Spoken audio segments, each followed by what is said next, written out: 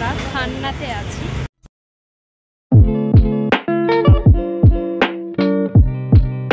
So hello guys, welcome back to my channel. আবারও তোমাদের সামনে নতুন একটা ভিডিও নিয়ে দুজনের রূপকথায় আমরা দুজনে চলে এসেছি।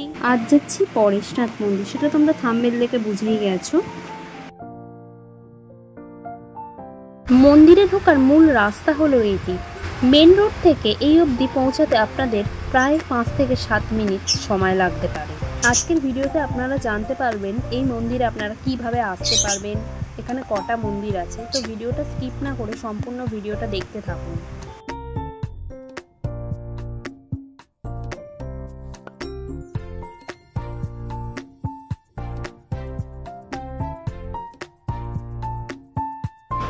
এখানে মন্দিরে ঢোকার সময় আপনারা দেখতে পাবেন দুপাশে দেওয়ালে অসাধারণ কিছু শিল্পকলা, যেখানে জৈন ধর্মের বিভিন্ন ঘটনাবলী ফুটিয়ে তোলা হয়েছে।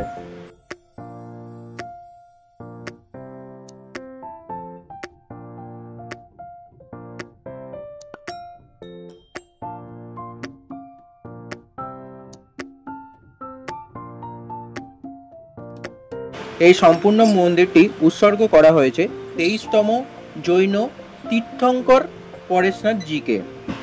এখানে ঢুকতে গেলে কোনো রকম প্রবেশ মূল্য লাগে না, সম্পূর্ণ বিনামূল্যেই এখানে আপনারা প্রবেশ করতে পারবেন। তো চলুন ভিতরে যাওয়া যাক। 1867 সালে রায় বাহাদুর বদ্রীদাস মুকিম এই জৈন মন্দিরটি নির্মাণ করেছিলেন। প্রতিদিন মন্দির খোলা হয়ে থাকে সকাল 6:30 থেকে বেলা 11:30 পর্যন্ত, এবং তারপর দুপুর 3:30 থেকে সন্ধ্যে 7টার পর বন্ধ হয়ে যায়। 4টি মন্দিরের সমন্বয়ে গঠিত এই মন্দিরটির কমপ্লেক্স সবচেয়ে বড়। এই মন্দিরটি হলো শ্রী শীতলনাথজির মন্দির। সেটি মূল রাস্তা থেকে এসে বাম হাতে পড়বে। এই মন্দিরটি উৎসর্গ করা হয়েছে 10ম জৈন তীর্থঙ্কর শ্রী শীতলনাথজিকে। গেট দিয়ে ঢুকেই ডান হাতে পড়বে একটি বিশাল পুকুর, যেখানে প্রচুর মাছ, কচ্ছপ এইসব দেখতে পাবেন। অনেকেই দেখবেন তাদেরকে আটার গোলা, বিস্কুট এসব খাওয়াচ্ছেন, কিন্তু তারপরে পুকুরটি নোংরা হয় এবং মাছ মারা যায়, তাই কর্তৃপক্ষ থেকে এসব না দেয়াই বারণ। এই দেখুন কচ্ছপ। পুকুরটির উল্টো দিকে রয়েছে বিশাল বাগান ও মন্দির। এই ফোয়ারাগুলো আগে চলতো, এখন সব বন্ধ রয়েছে, হয়তো খারাপ হয়ে গেছে।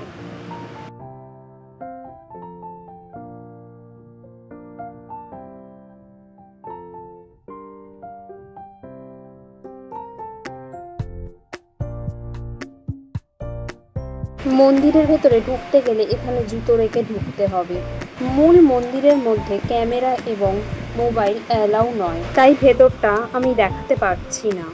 মন্দিরের ভেতরটা আপনাদের দেখাতে পারলাম না, কিন্তু মন্দিরের ভেতরটা ছিল অপূর্ব সুন্দর। ছোট ছোট কাঁচের টুকরো দিয়ে তৈরি করা হয়েছে এই মন্দির। ভেতরটা অনেকটা গর্জিয়াস টাইপসের, কিন্তু বাইরের কারুকার্য দেখে আপনারা মোটামুটি আন্দাজ করতেই পারবেন যে ভিতরটা কতটা সুন্দর। প্রথমেই বলি পরেশনাথ মন্দিরে আপনারা কিভাবে পৌঁছাবেন।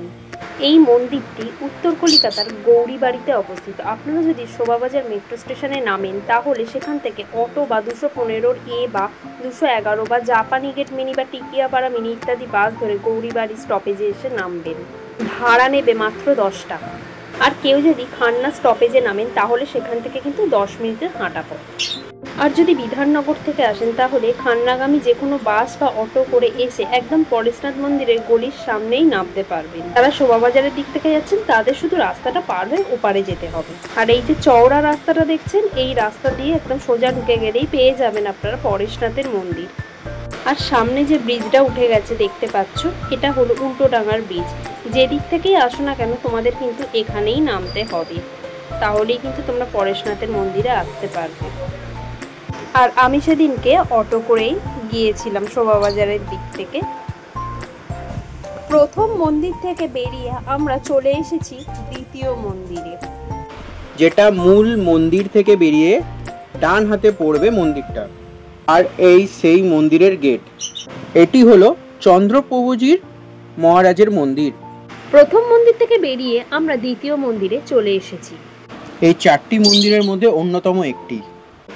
এই মন্দিরটি রয়েছে শীতলনাথ মন্দিরের ঠিক দক্ষিণে।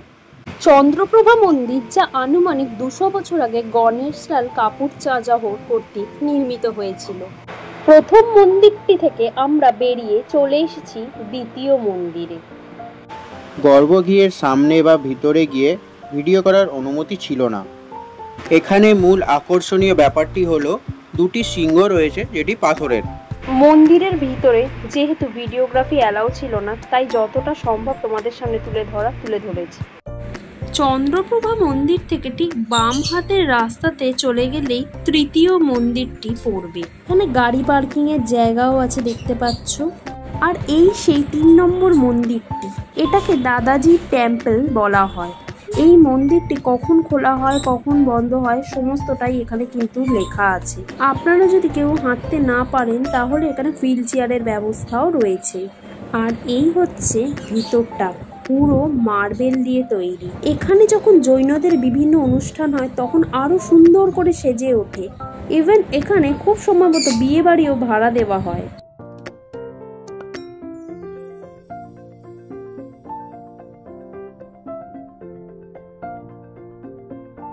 এখানেও শীতলনাথ মন্দিরের মতো একটা বিশাল পুকুর রয়েছে, আর সেখানে প্রচুর মাছ কচ্ছপ রয়েছে। এখান থেকে 4 নম্বর মন্দিরটাও দেখা যাচ্ছে। আর এই 3 নম্বর মন্দিরের ভিতরে কোনো রকম ভিডিও বা ফটোগ্রাফি অ্যালাউ নেই, তাই যতটা পেরেছি তোমাদের সামনে তুলে ধরার চেষ্টা করেছি। তো এখন মন্দিরের ভিতরে ঢুকে যাচ্ছি। 3 নম্বর টেম্পল থেকে বেরিয়ে আমরা সোজা চলে গিয়ে ডান হাতের রাস্তায় ঢুকে গেলাম, যেখানে ছিল 4 নম্বর মন্দির যাওয়ার রাস্তাটা। আর এই হলো সেই 4 নম্বর মন্দিরটা, যেটি কুশলজি মহারাজের মন্দির নামে পরিচিত। আর এই 4 নম্বর মন্দিরে একদমই ভিডিওগ্রাফি অ্যালাউ ছিল না, তাই যতটা পেরেছি বাইরে থেকে তোমাদের দেখানোর চেষ্টা করেছি। আজকের ভিডিওটা এতটুকুই। ভালো লাগলে লাইক দিতে ভুলো না। বাই।